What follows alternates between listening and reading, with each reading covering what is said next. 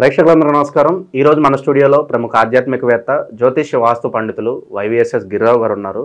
షష్టగ్రహ కూటమి గురించి కొన్ని ఆసక్తికర విషయాలు గురుగారు మాటలోనే అడిగి తెలుసుకుందాం. నమస్కారం గురుగారు. అండి గురుగారు, అందరూ షష్టగ్రహ కూటమి గురించి మాట్లాడుకుంటున్నారు, ఎక్కువ ప్రస్తావన వస్తుంది. మరి ప్రాణగండం, ఎక్కువ ఆస్తి నష్టం జరుగుద్ది అంటున్నారు, ఎక్కువ విపత్తులు జరుగుతాయి అంటున్నారు. మరి ఏంటి ఈ ప్రభావం అనేది మరి మానవుడి మీద ఎలా ఉండబోతుంది గురుగారు? చాలా ఇప్పుడు అందరిలో కూడా టాక్ వస్తుంది, ఇదే మెజారిటీ దీని గురించి వస్తుంది. ఇప్పుడు అష్టగ్రహ కూటం అంటే ఇట్ ఈస్ రేరెస్ట్ రేర్. ఎందుకంటే అది ఇంపాసిబుల్ థింగ్స్లో పాసిబుల్ థింగ్ ఏంటంటే రాహుకేతులు ఇప్పుడు కలవు. 7 రాసులు దూరం దూరంగా ఉంటాయి, మిగతా రాసులు అన్నీ కూడా ఒక దగ్గర రావడం అష్టగ్రహ కూటం అది చాలా పాపులర్ అయింది. షష్టగ్రహ కూటమి కొంత వచ్చే అవకాశం తొందరగానే వస్తుంది. ఇంకా పంచగ్రహ కూటం అయితే మీకు ఈ సంవత్సరం దాదాపుగా సెప్టెంబర్లో ఒకసారి, తర్వాత జూన్లో ఒకసారి, ఇవన్నీ కూడా మీకు ఇటు మేనంలోనూ కుంభంలో వరుసగా 5 గ్రహాల కూటమి కంటిన్యూగా ఈ సంవత్సరం అంతా ప్రతి చోట కనిపిస్తూనే ఉంది. దాదాపుగా 3-4 సార్లు వస్తుంది కనుక పంచగ్రహ కూటం అనేది ఇప్పుడు అది కూడా రేపొద్దున పాపులర్ చేస్తారేమో. కానీ కాకపోతే ఏంటంటే ఒకే చోటకి అందరూ గ్యాదర్ అయినప్పుడు, అటు మహాసభ జరుగుతోందనుకోండి, అన్ని పార్టీల వాళ్ళు ఒక దగ్గర గ్యాదర్ అయ్యారు, లేకపోతే ఒక ప్రముఖులందరూ ఒక దగ్గర గ్యాదర్ అయినప్పుడు అంటే it is a popular sign concentration అందరి మీదకి వస్తుంది. ఇందులో లాజికల్గా ఏంటంటే అక్కడ ఇంకో మేజర్ ఇన్సిడెంట్ ఏమవుతుందంటే, సూర్యుడు చంద్రుడు ఒకే రాశిలోకి వస్తున్నారు. అప్పుడు ఏమవుతుంది, మన గ్రహణం ఏర్పడుతుంది. 29 వస్తుంటే సూర్యచంద్రుడు కలిసినప్పుడు అంటే ఒకే సరళ రేఖ మీద 7th క్లాస్ చదువున్నారు. దానివల్ల ఏంటంటే గ్రహణం వస్తుంది. రెండోది ఏంటి, ఆ మర్నాడే ఉగాది, 30వ తారీఖు ఉగాది. ఉగాదిలో ఏంటి, రావాది నాయకుల్లో 5 పోర్టుపోలీలు ఒక రవికే ఇచ్చారు. అంటే రాజు ఆయనే, మంత్రి ఆయనే, అర్ఘ్యాధిపతి ఆయనే, ఇన్ని మీద ఆయనే ఉన్నాడు. ఆయనకి ముందు రోజు గ్రహణం వస్తుంది. అంటే ఈరోజు సీఎం అయ్యేవాడిని ముందు రోజు తీసుకెళ్ళి అరెస్ట్ చేశారనుకోండి, ఎలా ఉంటుంది, రేపు పొద్దున్న ప్రమాణ స్వీకారం చేయాలి. తర్వాత ఏంటి, ఇంకోటి ఏంటంటే సూర్యుడికి అస్తంగతం లక్షణం. అస్తంగతం మీన్స్ ఏంటంటే సూర్యుడు హైయెస్ట్ పవర్ఫుల్ ప్లానెట్. ఈ సూర్యుడు ప్లానెట్కి పరిసరాల్లోకి అంటే మనకి 15 degrees కానీ 12 degrees లోపలికి కనుక ఏ గ్రహం వచ్చినా ఆ గ్రహం దాని ప్రతిపత్తి కోల్పోతుంది. అంటే వీడికి ఉన్న పవర్ కానీ వీడికి ఉన్న కారకాంశం కానీ ఇవన్నీ కూడా కోల్పోయే లక్షణం ఉంటుంది. అలా ఏమన్నా వచ్చిందేమో చూసా. సూర్యుడు కరెక్ట్గా 15 degrees దగ్గర ఉంటే వీళ్ళందరూ 23 దగ్గర 24 దగ్గర అంటే ఈ కార్నర్లు శని అయితే మరీ 00 దగ్గర అంటే దూరం దూరంగా ఉన్నారు. అందరూ ఎవరి పైన వాళ్ళు చేస్తున్నారు, ఎవరి ఇన్ఫ్లుయెన్స్ వాళ్ళు చేస్తున్నారు. ఇకపోతే ఏంటంటే దీనివల్ల ఏమవుతుందంటే రకరకాలుగా ఈ ఆర్థికంగాను నష్టం. అంటే మీన్స్ ఏంటంటే మోసం అంటారు చూసారా, అంటే మాట మీద నిలబడకపోవడం, చెప్పిన మాట చేయకపోవడం, ఇస్తానని చెప్పి మోసం చేయడం, ఇవి వస్తాయి. చంద్రుడు వచ్చి వీళ్ళందరూ ఏమవుతున్నారు, ఒక గురువు పక్కన ఉన్నాడు, మనకి బుధుడు పక్కన ఉన్నాడు, కేతువు పక్కన ఉన్నాడు, సూర్యుడు అందులోనే ఉన్నాడు, చంద్రుడు అందులోనే ఉన్నాడు, తర్వాత మనకి బుధుడు గురుడు పక్కన ఉన్నారు అంతే. తర్వాత శుక్రుడు అందులోనే ఉన్నాడు, శని అందులో ఉన్నాడు. శని శుక్రుడు కూడా కలవకూడదు. శని శుక్రుడు సూర్యచంద్రుడు కలిసాక ఈయనేమో మంచి లగ్జరీ ఇచ్చేవాడు శుక్రుడు, శనేమో వైరాగ్యం ఇచ్చేవాడు. ఈ రెండు కలిస్తే ఏంటంటే ఈ వైరాగ్యానికేమో బద్ధకంగా తయారు చేస్తాడు, భోగానికేమో అనెథికల్ భోగంగా కన్వర్ట్ చేస్తారు. అంటే ఏంటంటే యూటిలైజ్ చేసుకుని లీవ్ చేసేది అనమాట. అంటే ఏంటంటే ఎక్కువగా ఈ ప్రేమ వివాహాలు ఫెయిల్ అవుతాయి అంటారు. ప్రేమ లేనటువంటి బంధాలు ఏర్పడతాయి. లక్షణాలు ఏంటంటే అవి ఒరిజినల్ జెన్యూన్ ఉండదు. ఇప్పుడు జెన్యూన్ ప్రేమ ఉందనుకోండి, ఎవరైనా ఒక అబ్బాయి ఒక అమ్మాయిని ప్రేమించుకుంటే వాళ్ళ తల్లిదండ్రులు ఒప్పుకున్నా ఒప్పుకోకపోయినా 4 ఏళ్ళు 5 ఏళ్ళు 6 ఏళ్ళు అలా 5-6 సంవత్సరాలు అడిగి తల్లిదండ్రులు ఒప్పించుకుని పెళ్లి చేసుకునే వాళ్ళు, నిజాయితీగా ఉండేవాళ్ళు ఈ రోజుకి ఉన్నారు నాకు తెలిసి.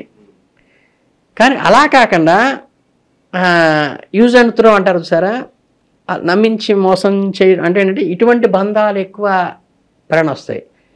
తర్వాత తల్లిదండ్రుల్ని గౌరవించినటువంటి పుత్రులు అంటే మనం ఇప్పటికీ కూడా, నేను ఇప్పుడు నాకు 50 ఏళ్ళు వచ్చినా లేకపోతే ఇంకోళ్ళకి 60 ఏళ్ళు వచ్చినా రే అని తండ్రి అంటే ఆయన 90 ఏళ్ళు వాడు కదలలేని వాడు ఉన్నప్పటికీ కూడా నాన్నగారు చెప్తారు. అంటే ఆ అలర్ట్నెస్ అనేది, ఆ ఎథిక్స్ అనేది ఉన్నాయి. వీటి వల్ల ఏమవుతుందంటే ఎథిక్స్ లేనటువంటి జనరేషను, అంటే పెద్దల యందు గౌరవం లేకపోవటం, మొండితనం ఉన్నవాళ్ళు, నాకేదంటే అదే జరిగినటువంటి వాళ్ళు, ఈ ఈ కాంబినేషన్స్ శని శుక్రులు కానీ లేకపోతే రవిచంద్రుడు కానీ వచ్చినప్పుడు ఏంటంటే అందుకనే ధార్మిక గ్రహణాలు గ్రహ జపాలు చేయాలని ఎందుకు చెప్తారంటే అప్పుడు డైవర్ట్ అయ్యే అవకాశం ఉంది కాబట్టి ఆ గ్రహణాల్లో ఒళ్ళు దగ్గర పెట్టుకుని ఉండమన్నారు. అలా శని శుక్రుడు కలిసినప్పుడు ఒళ్ళు దగ్గర పెట్టుకుని ఉండమన్నారు. అలాంటి రాహువు కలుస్తున్నాడు. ఇవన్నీ ఏంటంటే దాదాపుగా రవి చంద్రుడు బుధుడు గురువు తర్వాత శుక్రుడు వస్తున్నాడు, శని వస్తున్నాడు, రాహు వస్తున్నాడు. ఇన్ని గ్రహాలు కలవటం వల్ల ఏంటంటే డిస్టర్బెన్స్ వస్తుంది. మరి ఏ రాశుల వారికి బాగుంటుంది, ఏ రాశుల వారికి బాగోదని లెక్కన వస్తుందంటే మళ్ళీ వాళ్ళ కారకత్వాలు ఒకటే ఉంటాయి. ఇప్పుడు ఒక ఆయనకి మేషం ఉన్నాడు అనుకోండి, మేషం వచ్చేసరికి వీళ్ళందరూ వ్యయంలో పడ్డారు. 6 గ్రహాలు ఒకసారి వ్యయంలో పడ్డాయి అనుకోండి, అంటే వ్యయం అంటే నష్టం చేయటం, చెడు చేయటం. అప్పుడేమవుతుంది, వీళ్ళ ఈ 6 గ్రహాల యొక్క కారకత్వాలన్నీ కూడా వ్యయంలో పడిపోతాయి ఆయనకి. ఆ ముందు ఆయన వృషభం ఆయన ఉన్నాడుకు వీళ్ళందరూ లాభంలో పడ్డారు ఆయనకి. అప్పుడేమవుతుంది, ఆయన కొంచెం బెనిఫిట్ అవుతుంది. ఈ రాశుల వాళ్ళ వల్ల వృషభానికి బెనిఫిట్ అయ్యే అవకాశం ఉంది. మిథునం ఆయన ఉన్నాడు అనుకోండి, ఆయన చక్కగా దశమంలో పడ్డారు రాజస్థానంలో. తర్వాత కర్కాటక రాజస్థానం అనుకోండి, నవమ స్థానంలో పడ్డ హైయర్ ఎడ్యుకేషన్కి వాటికి కొన్ని వాటిలో లాభం వస్తుంది ఆయనకి. తర్వాత ఆయనకి అష్టమంలో పడిన అనారోగ్యం ఇవి సమస్యలు వచ్చే అవకాశం ఉంటుంది. వీళ్ళకి వచ్చేసరికి సప్తమంలో వస్తుంది కరెక్ట్గా.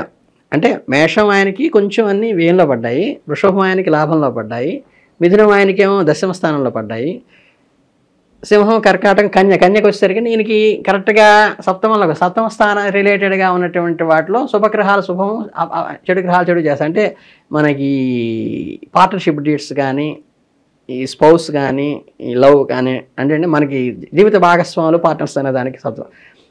తర్వాత ఇతరులకు వస్తే వాళ్ళకి ఆరో స్థానంలో పడినప్పుడు ఏంటంటే అనారోగ్య సమస్యలు కానీ, వివాదాలు కానీ వాటికి వస్తుంది.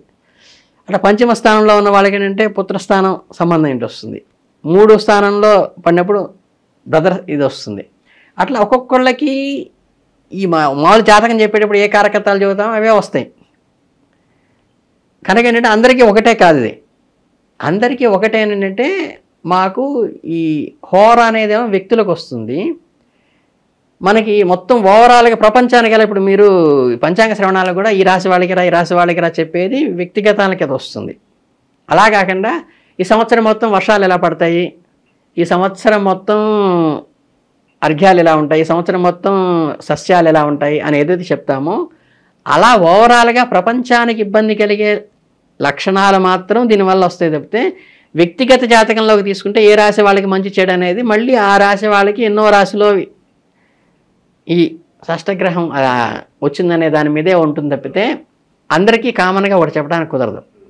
దీనివల్ల ఏంటంటే ఎథిక్స్ దెబ్బతింటాయి, పొలిటికల్ ఎథిక్స్ దెబ్బతింటాయి, వ్యాపారంలో ఎథిక్స్ దెబ్బతింటాయి, ఈ రిలేషన్స్లో ఎథిక్స్ దెబ్బతింటాయి. పెద్దవాళ్ళ యువత కూడా చెడుదారు పడడం కోసం కనిపిస్తున్నాయి. ఇప్పుడు డ్రగ్స్ అని చెప్పి చాలా తప్పుదారు పడతారు, ఆస్కారాలు ఉంటాయి. అంటే విజ్ఞత కోల్పోయి, ఎథిక్స్ మీన్స్ అదే నిబద్ధత కోల్పోతారు. పాలిష్డ్గా చెప్పాను, మీరు అవి వ్యసనాలు అవి చెప్పారు.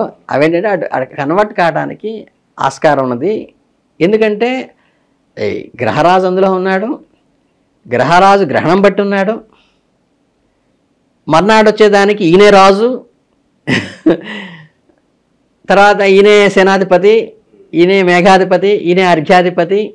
5-6 పోర్టుపోరులో మనకు సీఎం గారి దగ్గర కనుక 4-5 పోర్టుపోర్లు పెట్టుకుని ఆయన అనారోగ్యంలో పడి ఆయన మర్నాడు ప్రమాణ స్వీకారం చేయాలంటే ముందు రోజు జైలుకి వెళ్ళి వస్తే పరిస్థితి ఏంటి మీకు లౌకికంగా అర్థం కావటం కోసం. మేజర్ హోమ్ మినిస్టర్ ఆయన దగ్గరే ఉంది, ఫైనాన్షియల్ మినిస్టర్ ఆయన దగ్గరే ఉంది. అర్థమైందా?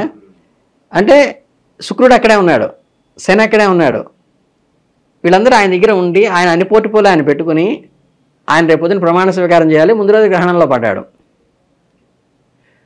పొజిషన్ ఎలా ఉంటుంది అంటే రాష్ట్రంలో కానీ దేశంలో కానీ దేశ హెడ్ కానీ రాష్ట్ర హెడ్ కానీ అలా ఉన్నప్పుడు పొజిషన్ ఎలా ఉంటుందో ఈయన గ్రహరాజు, సూర్యుడు గ్రహరాజు. ఇవన్నీ కలవటము, ముందు రోజే గ్రహణం రావటం, ఆ మర్నాడు అన్ని పోర్టుపోలకి ఈయన అధిపతి వహించాల్సిన అవసరం రావటం ఉగాది రోజు. దీనివల్ల కొంచెం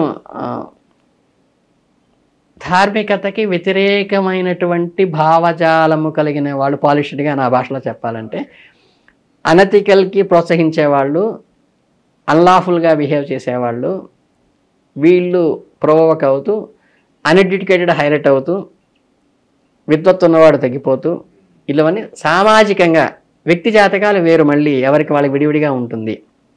ఇవన్నీ వచ్చేటువంటి ఈ కొంచెం ఇబ్బందికరమైన కీలకమైన, ఇప్పుడంటే మళ్ళీ అది అయిపోయిన తర్వాత మనం వీఆర్ సేఫ్.